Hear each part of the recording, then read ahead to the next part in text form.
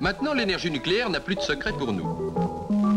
On sait ce que c'est que l'uranium, on sait le faire fissionner dans un réacteur, on sait comment sortir la chaleur du réacteur, pratiquement, on sait tout.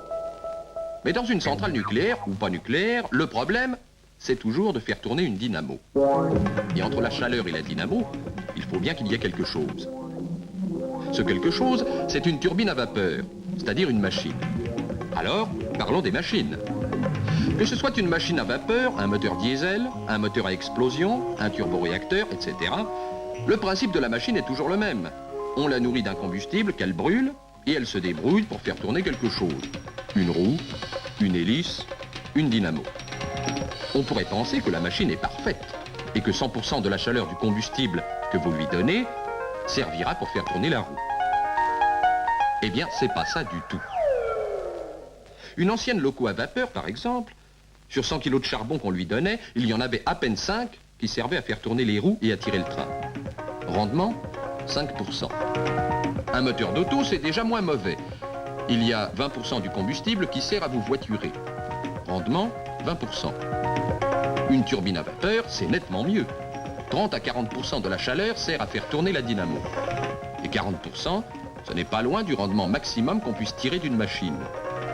Mais si toutes ces machines-là ne sont pas capables de transformer plus de la moitié de notre bon combustible en énergie, à quoi sert le reste? On peut se demander. Eh bien, le reste fait de la chaleur qui ne sert à rien, et qui serait même plutôt gênante. Dans les moteurs d'auto, on sait bien que cette chaleur-là, il faut l'évacuer dans la nature avec des circuits de refroidissement, radiateurs, etc. Dans une centrale, c'est pareil. Il faut refroidir et retransformer en eau la vapeur qui a fait tourner la turbine. Seulement une turbine, c'est autre chose qu'un moteur d'auto. Et il lui faut dans les 50 mètres cubes d'eau par seconde. Que la centrale marche au charbon, au pétrole ou à l'uranium ne change absolument rien à l'affaire. Ce qu'il faut toujours dans une machine, c'est un endroit chaud, la chaudière, et un endroit froid, l'eau. Mais 50 mètres cubes d'eau par seconde, cela ne se tire pas d'un simple robinet. C'est pourquoi les centrales, on les installe sur le bord des fleuves qui débitent couramment plusieurs centaines de mètres cubes par seconde.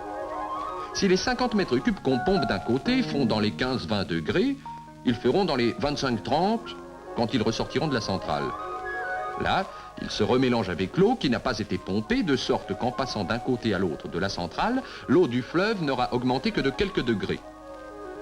Mais on peut se dire que cette eau à 30 degrés, c'est vraiment dommage de la perdre bêtement, et qu'on pourrait s'en servir, par exemple, pour chauffer des maisons, à supposer évidemment qu'il y ait des maisons à proximité.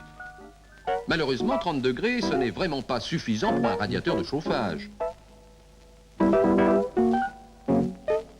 Par contre, c'est suffisant pour chauffer les graines de salade, de tomates et autres végétaux pour les faire pousser plus vite. Et notre eau chaude, on peut la récupérer en effet pour chauffer des serres.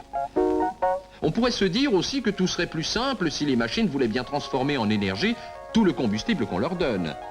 Mais il ne faut pas y compter. La chaleur perdue, c'est justement la rançon qu'il faut payer pour transformer un combustible quelconque en énergie. Et si un jour les machines arrivaient à un rendement de 100%, c'est que tout sur la Terre ne serait pas loin d'être parfait.